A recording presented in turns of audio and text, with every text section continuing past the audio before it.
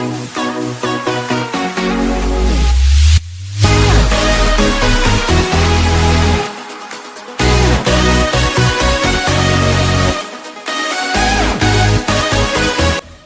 selamat datang kembali di channel saya yang selalu memberikan pengetahuan dan informasi di dunia perhotelan. Dan di samping saya di sini ada beberapa jenis alat-alat manual atau manual cleaning equipment yang biasa digunakan di housekeeping department. Jadi saya akan jelaskan satu persatu jenis-jenis manual cleaning equipment. Yang pertama di sini ada kelompok broom dan brush. Jadi saya pertama akan mengambil yaitu ini disebut dengan sailing broom. Jadi ini biasa digunakan untuk membersihkan langit-langit pada plafon yang biasanya banyak ada sarang laba-laba. Jadi kita bisa gunakan sailing broom. Yang selanjutnya ada di sini floor broom. Jadi kita gunakan seperti biasa untuk membersihkan debu atau sampah pada lantai. Selanjutnya ada kelompok brush. Yang pertama ada toilet bowl brush. Jadi alat ini digunakan untuk membersihkan pada toilet bowl atau pada jamban. Yang selanjutnya ada hand brush. Hand brush digunakan untuk membersihkan dinding-dinding pada kamar mandi. Selanjutnya ada juga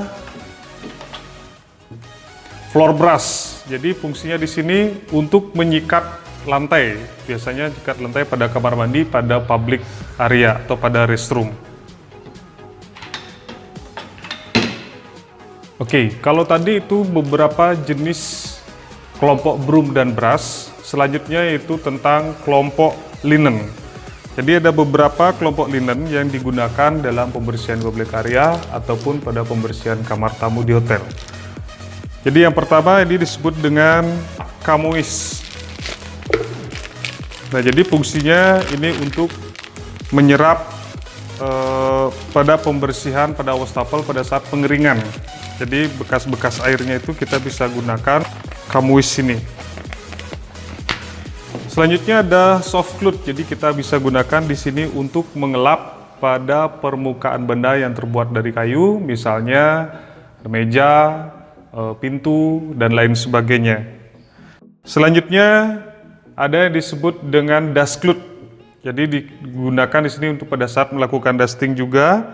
Selanjutnya ini disebut dengan glass cloth. Jadi kita gunakan pada pembersihan permukaan benda yang terbuat dari kaca. Jadi nanti juga menggunakan alat bantunya.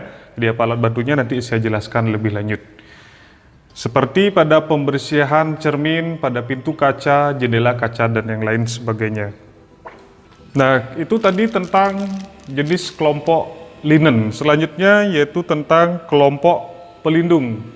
Atau di sini kita biasa digunakan yaitu ada yang pertama ada helmet. Jadi melindungi kepala pada saat kita melakukan pembersihan, utamanya melindungi kepala jika terjadi kejatuhan benda dari atas. Selanjutnya ada hand gloves. Jadi ini digunakan untuk melindungi tangan baik dari bahan pembersih bereaksi kimia atau chemical reaction ataupun dari kuman atau bakteri pada saat kita melakukan pembersihan. Termasuk juga ada alat pelindung lainnya, yaitu ada Google. Jadi bisa digunakan untuk melindungi mata. Oke, selanjutnya ada juga alat pelindung lainnya yaitu boot. Jadi melindungi kaki pada saat kita melakukan pembersihan pada lantai, agar nanti pada saat melakukan pembersihan tersebut kita tidak terpeleset.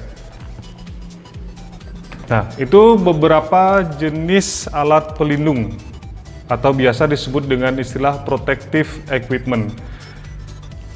Alat pembersih lainnya yang manual yaitu ada peralatan pembersih pendukung lainnya, yaitu ada Scotch-Brite. Jadi di sini saya gunakan.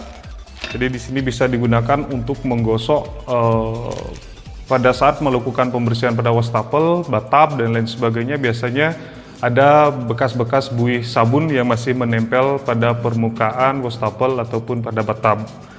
Selanjutnya ada spons atau spong. Ini kita gunakan pada saat melakukan pembersihan kaca, melepaskan kotoran yang melekat pada permukaan kaca. Selanjutnya ada squeeze atau glass squeeze, ada yang menyebutkan atau ada yang menyebutkan wiper. Jadi kita digunakan di sini untuk menarik bahan pembersih yang sudah kita gunakan pada saat pembersihan kaca.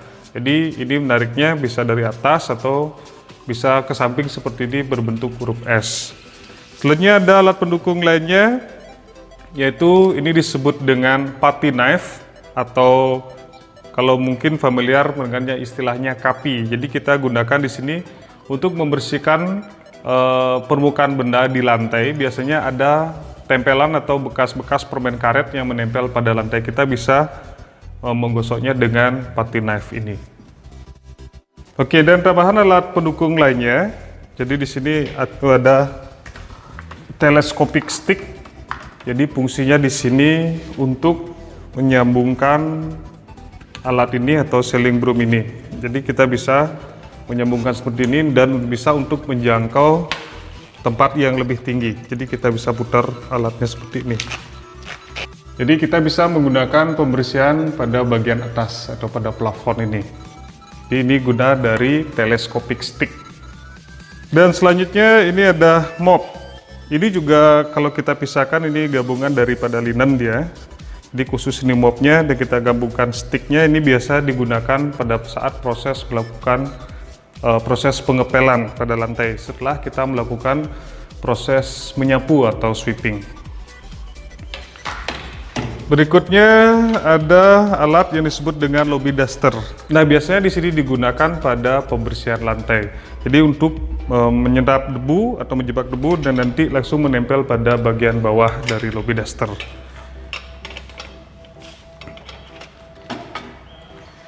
Dan selanjutnya di samping saya di sini ada kelompok penampung atau kelompok kontainer. Yang pertama saya jelaskan, ini disebut dengan botol sprayer atau gun sprayer, nanti digunakan untuk menampung chemical atau bahan pembersih.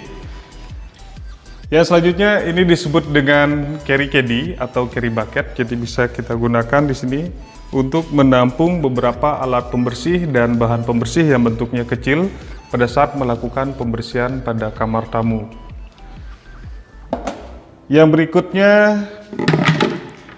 nah ini disebut dengan bucket atau ember, jadi digunakan untuk menampung air.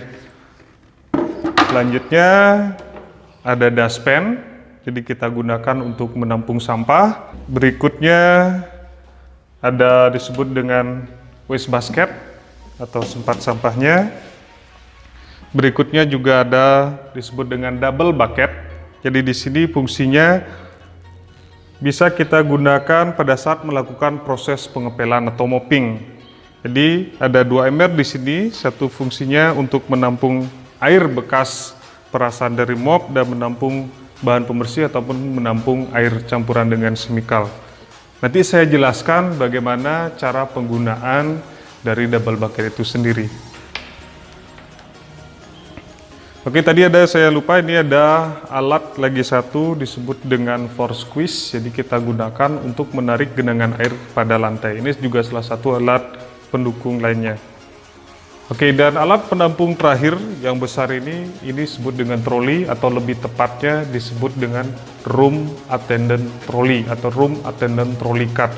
Ini difungsikan untuk menampung beberapa jenis alat pembersih, bahan pembersih, termasuk juga amenities, linen-linen yang digunakan oleh room attendant pada saat melakukan pembersihan pada kamar-kamar tamu.